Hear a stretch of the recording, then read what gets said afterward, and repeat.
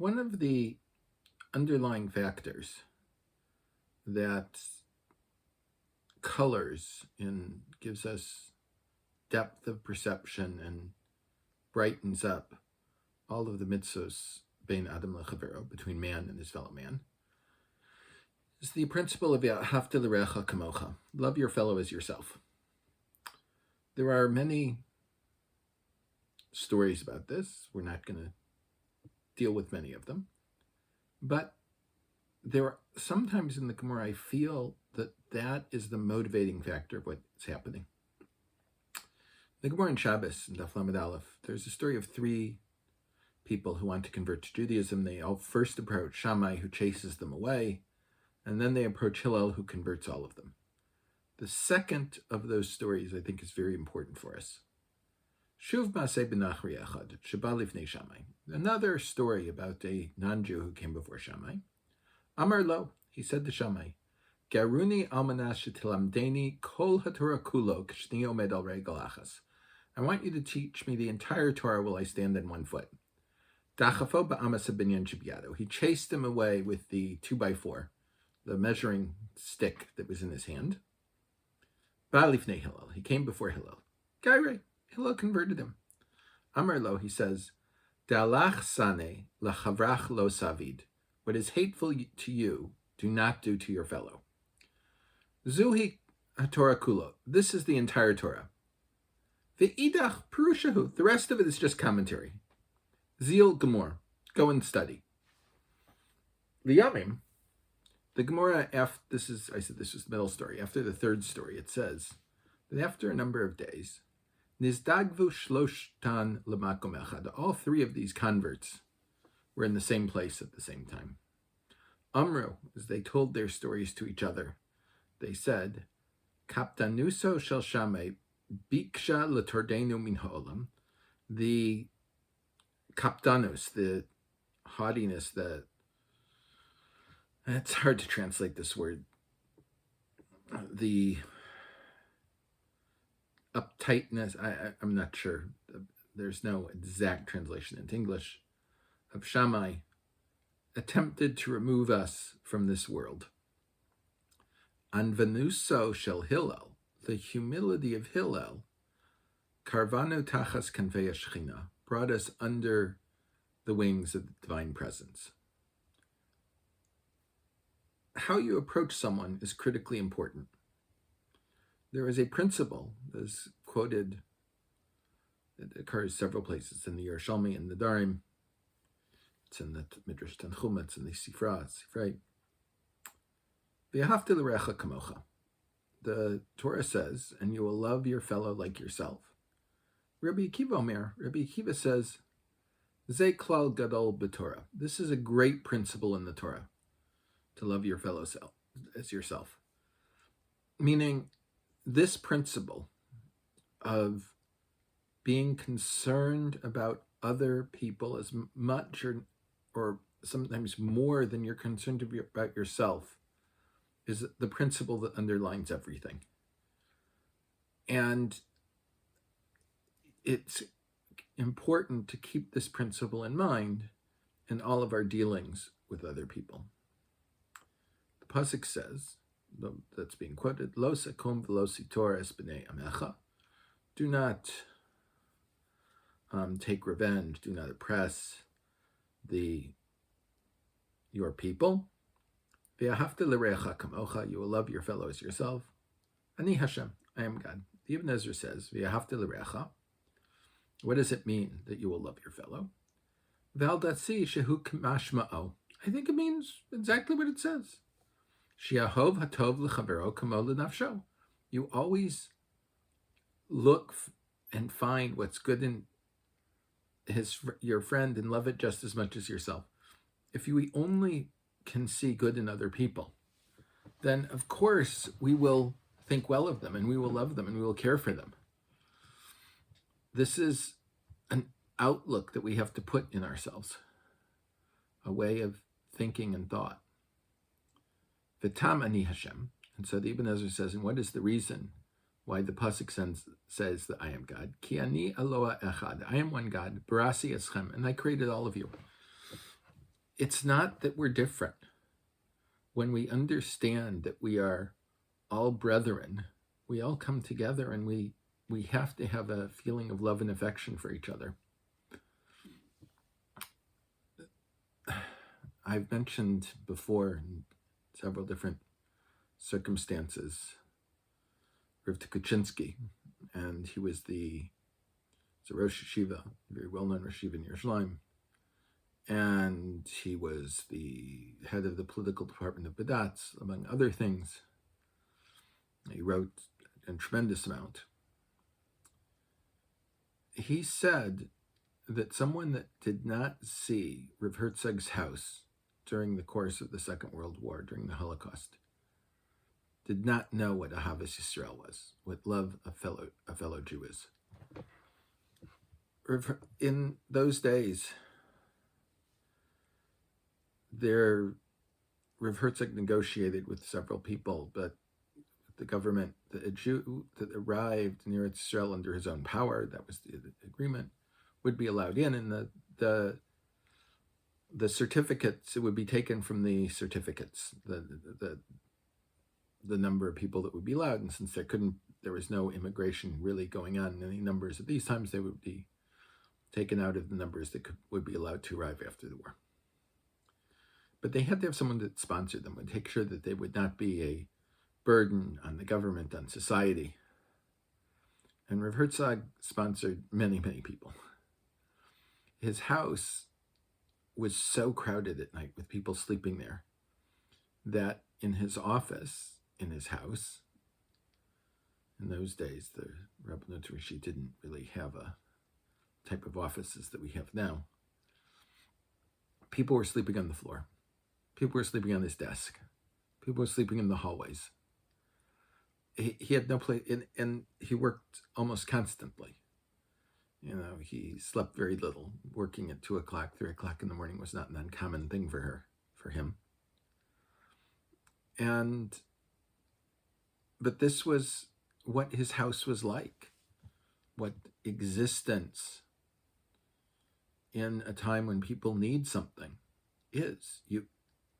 If you care about people like you care about yourself, if they don't have a roof, then I can't have a roof. If I have a roof, I have to share it with them. There's no other possible alternative.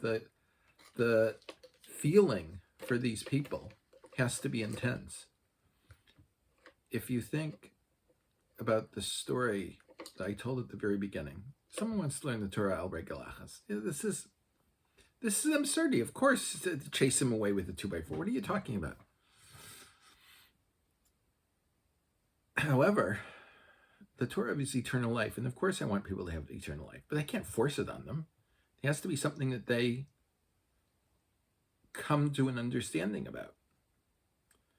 So, if we condense the Torah down,